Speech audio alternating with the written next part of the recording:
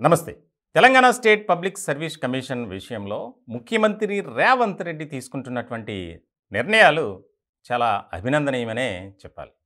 ముఖ్యంగా నిరుద్యోగులకు కేంద్ర బిందువు అయినటువంటి టీఎస్పీఎస్సీలో జరిగినటువంటి అక్రమాలు, అవినీతి, కోకొల్లలు. ఇలాంటి సందర్భంలో ప్రభుత్వం మారిన తర్వాత ముఖ్యమంత్రిగా రేవంత్ రెడ్డి బాధ్యతలు స్వీకరించారు. వెంటనే టీఎస్పీఎస్సీ ప్రక్షాళనపై ఫోకస్ పెట్టారు. ఇట్లాంటి క్రమంలో వరుసగా అక్కడ ఉన్నటువంటి పాత కమిషన్ సభ్యులంతా రాజీనామా చేసినటువంటి పరిస్థితి. అందులో కొంతమంది కీలకమైనటువంటి అధికారులను కూడా మార్చారు. తాజాగా టీఎస్పీఎస్సీ సెక్రటరీగా ఉన్నటువంటి సీనియర్ ఐఏఎస్ అధికారి అనితా రామచంద్రన్ ఆవిడ్ని బదిలీ చేస్తూ మరో కీలకమైనటువంటి అడుగు ముందుకు వేశారు. ఎందుకనంటే 2.5 ఏళ్ల పాటు ఆమె సెక్రటరీగా ఐఏఎస్ హోదాలో పనిచేశారు. ఆ 2.5 ఏళ్లలో వచ్చినటువంటి ఆరోపణలు కానీ, విమర్శలు కానీ అన్నీ ఇన్ని కావు. ముఖ్యంగా ప్రతి ఎగ్జామ్ సంబంధించినటువంటి పేపర్ లీకేజ్, అలాగే రాసినటువంటి ఎగ్జామ్ సంబంధించి హైకోర్టులో, సుప్రీంకోర్టులో పెండింగ్, అభ్యర్థులు ఎంతో ఆశతో ఎదురు చూస్తున్నారు, కానీ ఫలితాలు మాత్రం రావడం లేదు.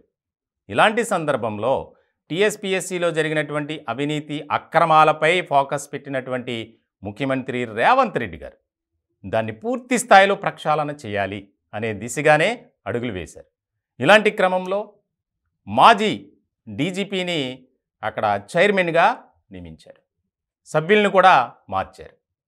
ముఖ్యంగా ఇప్పుడు ఎవరైతే ఐఏఎస్గా ఉన్నటువంటి సెక్రటరీగా ఉన్నారో అనితా రామచంద్రన్ మార్చి ఆ ప్లేస్లో నవీన్ నికోలస్ అనే యువ ఐఏఎస్ అధికారిని నియమించారు.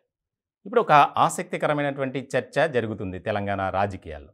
ఎందుకనంటే ఈ నవీన్ నికోలస్ ఆయన యువ ఐఏఎస్ అధికారిగా మంచి పేరు ప్రఖ్యాతలు సంపాదించుకున్నారు.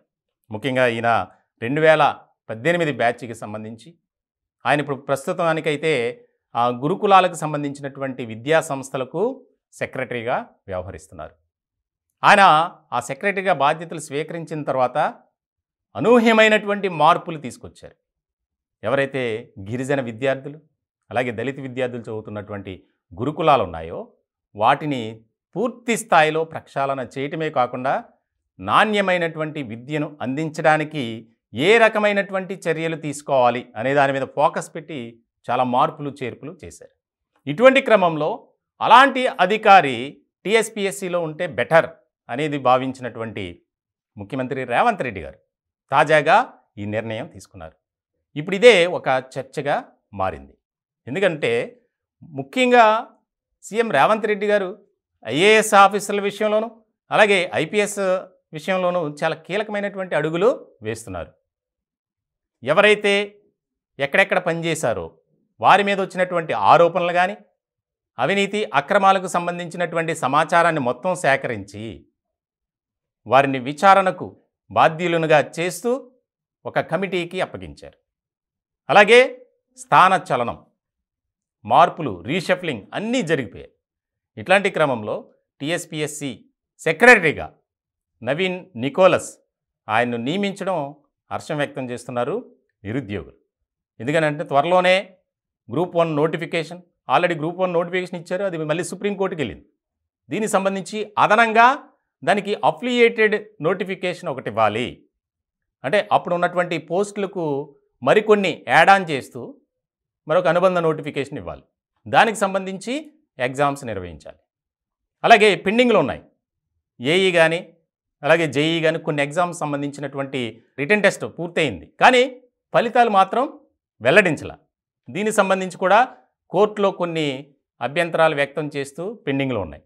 వాటన్నిటినీ క్లియర్ చేసుకొని ముందుగా ఎవరైతే నిరుద్యోగ అభ్యర్థులు వెయిట్ చేస్తున్నారో రిజల్ట్ కోసం, అవి రిలీజ్ చేసిన తర్వాత కొత్తగా నోటిఫికేషన్ విడుదల చేయటం, అభ్యర్థుల నుంచి దరఖాస్తులు స్వీకరించడం, ఈ పని పెట్టుకున్నారు ముఖ్యమంత్రి రేవంత్ రెడ్డి గారు.